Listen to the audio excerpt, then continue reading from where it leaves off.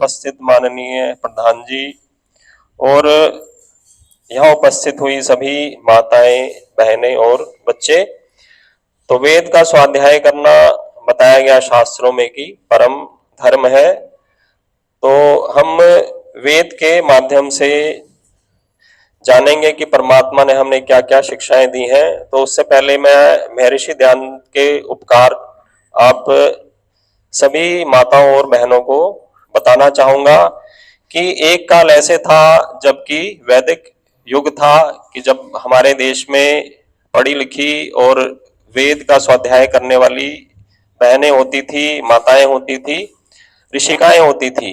जैसे कि गार्गी, मैत्रेयी, आपने नाम भी सुने होंगे।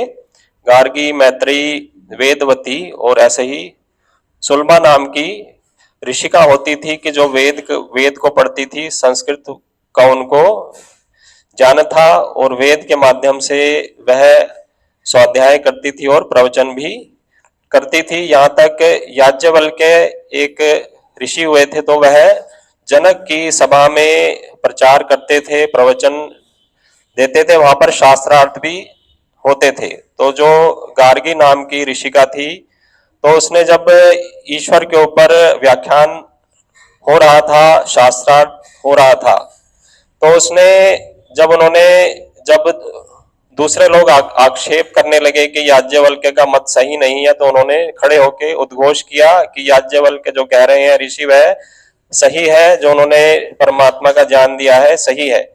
तो उस समय ऋषिकाएं भी अपना मत रखती थी शास्त्रार्थ में। और ऐसे ही हमारे देश में वीरांगना भी हुई, जैसे कि झांसी की रानी दुर्गावती, जिन्होंने देश के लिए अपने प्राणों की आहुति भी दे दी। तो हमारे यहाँ क्षत्राणी भी होती थी, ब्राह्मणी भी होती थी कि जो वेद का स्वाध्याय भी करती थी और देश की रक्षा के लिए शस्त्र भी उठाती थी। तो वेद में नारियों को ये सारे ही अधिकार दिए गए हैं कि वह वेद भी पढ़े और स्वाध्याय करे, बच्चों को भी पढ़ाए और शस्त्र भी यदि उठाना आवश्यक हो तो उन्होंने शस्त्र भी उठाए हैं देश की रक्षा के लिए, समाज की रक्षा के लिए।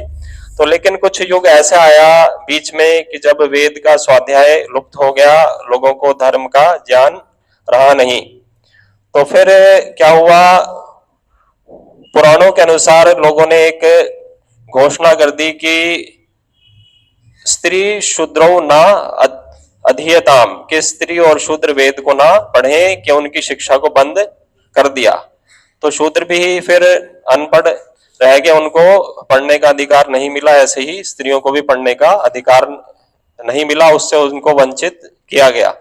तो कुछ ऐसा काल भी आया, लेकिन पुनः जब महर्षि दयानंद इस युग में आए तो उन्होंने देखा कि यह कैसा अधर्म हो रहा है कि स्त्रियों को पढ़ाया जा नहीं रहा है, कि यदि स्त्रियां शिक्षित नहीं होंगी तो उनकी संतानें भी कैसे शिक्षित होंगी, क्योंकि माता तो पहली शिक्षिका कही गई है। तो उन्होंने फिर वेद के माध्यम से उद्घोष किया। तो उन्होंने वेद के मंत्र से बताया कि यथे माम वाचम कल्याणिम आवदानी जनेभ्य, कि परमात्मा उपदेश देता है कि जैसे मैं वेद की कल्याणी वाणी को लोगों के लिए उपदेश करता हूं, जनों के लिए, तो ऐसे ही जितने भी जन हैं, चाहे वह स्त्री हो, पुरुष हो, चाहे किसी भी वर्ण का व्यक्ति हो, तो उसके लिए वेद का प्रचार करो। तो आगे बताया ब्रह्म राजन्याभ्याम शूद्राय चार्याय स्वाय और चारणाय, यानी इन सब के लिए वेद का उपदेश करो। जो कि राजन्य वर्ग है, जो कि क्षत्रिय वर्ग के लोग हैं, वर्ण के लोग हैं, और जो कि ब्राह्मण लोग हैं, और जो कि शूद्र हैं, और जो कि वैश्य हैं, उन चारों ही वर्णों के लिए वेद का उपदेश करो। और आगे बताया कि स्वाय, कि जो अपनी स्त्री है, अपने जो कि नौकर चाकर है, उनके लिए भी वेद का उपदेश करो। और चारणा, जो कि अति शूद्र है, उनके लिए भी वेद का उपदेश करो। तो यह उन्होंने वेद के माध्यम से घोषणा की कि वेद पढ़ने का अधिकार सभी नारियों को है और सभी लोगों को है और सारे ही वर्णों के लोगों को है। तो आज हमने आपको इस यज्ञ में सम्मिलित करा है। तो कोई कहे कि नारियों को वेद पढ़ने का और यज्ञ करने का अधिकार नहीं है, गायत्री मंत्र पढ़ने का अधिकार नहीं है, ऐसा भी अभी भी चलता है। कुछ लोग ऐसा भी बोलते हैं। पौराणिक विद्वानों के पास जाओगे तो अभी भी कहेंगे कि पुराणों के अनुसार आपको वेद पढ़ने का अधिकार नहीं है, यज्ञोपवीत का अधिकार नहीं है और गायत्री मंत्र का जप करने तक का अधिकार नहीं है। ऐसी ऐसी बातें उन्होंने आपके लिए कही हुई हैं, जबकि शास्त्रों में ऐसा कहीं भी निषेध नहीं है कि स्त्रियां वेद ना पढ़ें, स्वाध्याय ना करें, यज्ञ ना करें या यज्ञोपवीत ना पहने या गायत्री मंत्र का पाठ ना करें। तो मैं आपको वेद का एक मंत्र, आपको अगर कोई कहे कि यज्ञ का अधिकार नहीं है तो वेद का एक मंत्र आया, सुनिए। यदि मातुरूप स्वसा घृतम भरन्त्य स्थित तासामद्वर्युरागतो यवो वृष्टिव मोदते। तो यह वेद का मंत्र कहता है, यदि मातु उपह स्वसा, कि यदि यजमान की माता के समीप उसकी बहनें घृतम भरंती अस्थिता, होमार्थ घृत को ग्रहण किए हुए स्थित होती हैं, तो तासाम आगतौ, उस उनके यज्ञ में आने पर, कि जो माताएं जो कि यज्ञ में आती हैं और बहन भी होम के लिए घृत को लेकर बैठती हैं, तो उनके आने पर अधवर्यु मोदते, यज्ञ का संचालक पुरोहित अथवा यागेच्छु यजमान वैसे ही प्रसन्न होते हैं। कैसे होते हैं प्रसन्न? इव यवा वृष्टि, जैसे जौ की खेती वर्षा से। अर्थात जिस यज्ञ में माता बहनें आदि सारा परिवार भाग लेता है वह यज्ञ प्रसन्नतादायक और प्रशंसनीय होता है। तो आगे एक और मैं आपको प्रमाण देता हूं वेद से। तो वेद है ईश्वर ज्ञान। तो मनुस्मृति में कहा गया, धर्म जिज्ञासा नाम परमम प्रमाणम श्रुति ही, कि धर्म की जिज्ञासा वालों के लिए वेद का प्रमाण परम है, यह सबसे श्रेष्ठ है। कि यदि वेद का प्रमाण अगर मिल गया, ईश्वर की वाणी में यदि कह दिया कि इनको अधिकार है, तो कोई मना कर नहीं सकता है। तो एक और मंत्र आया वधु के लिए, आरोहो चरमोप सीदाग्निम एषा देवो हंति रक्षांसी सर्वा।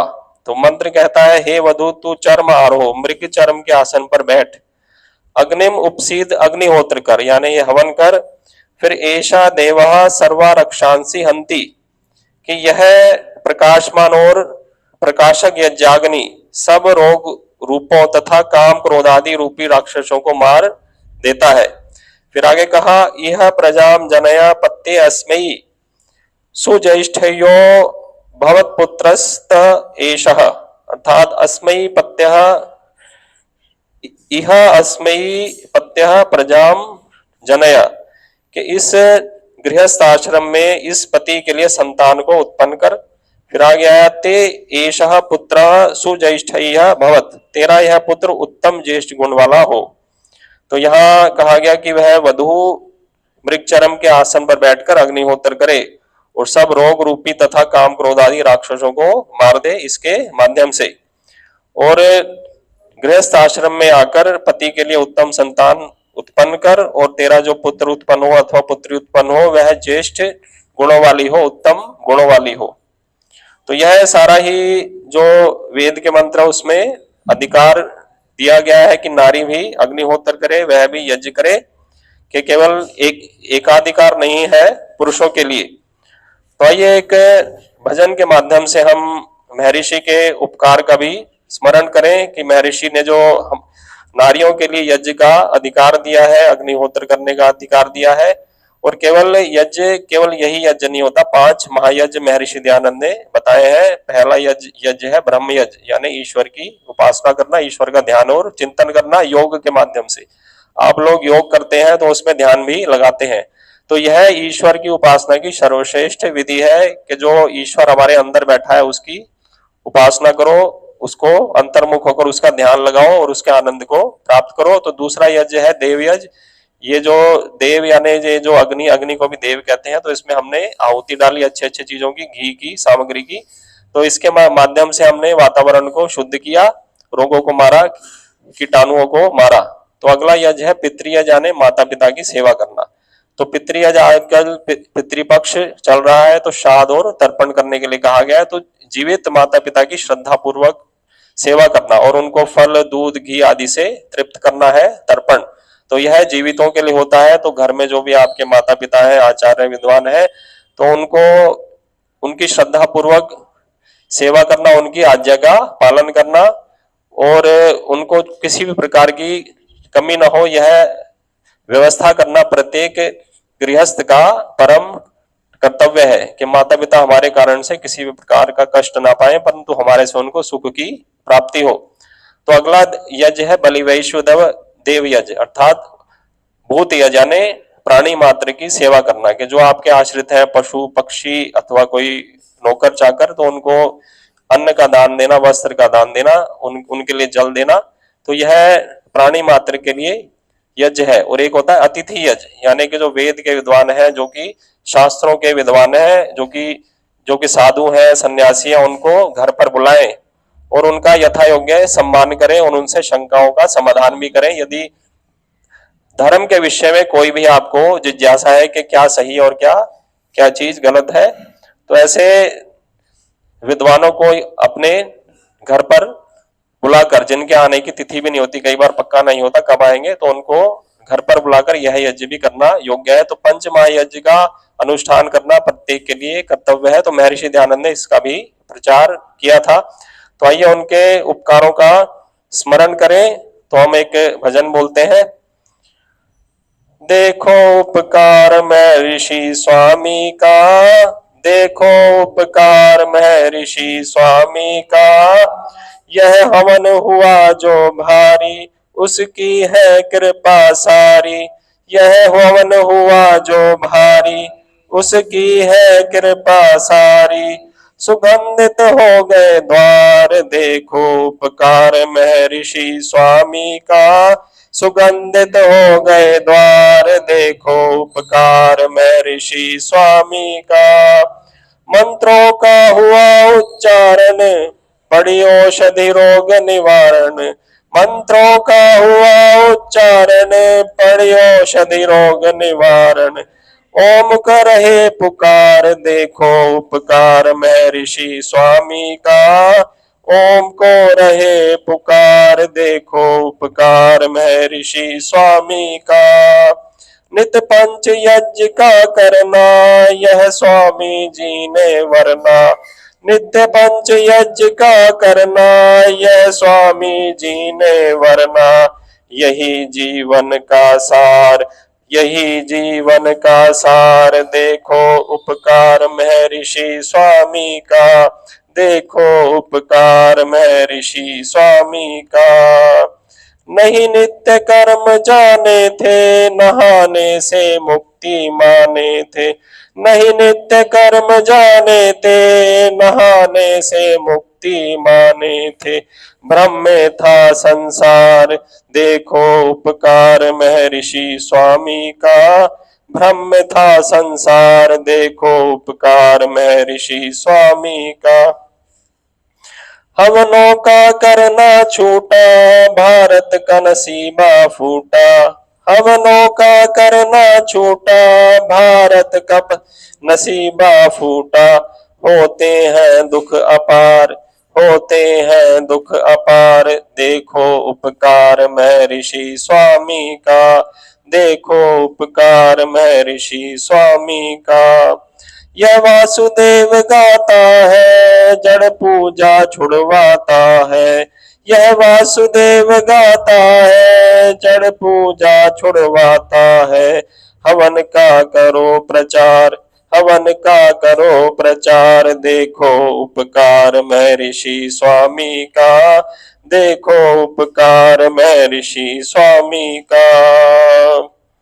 सब नर नारी ओम ध्याते हैं, चेतन पूजा करते कराते हैं। सब नारी ओम ध्याते हैं, चेतन पूजा करते कराते हैं। योग से करो ईश्वर साक्षात्कार, योग से करो ईश्वर साक्षात्कार, देखो उपकार महर्षि स्वामी का। देखो उपकार महर्षि स्वामी का। आप सभी ने ध्यानपूर्वक सुना, आपके लिए बहुत बहुत धन्यवाद। आप सभी यज्ञ में सम्मिलित हुए।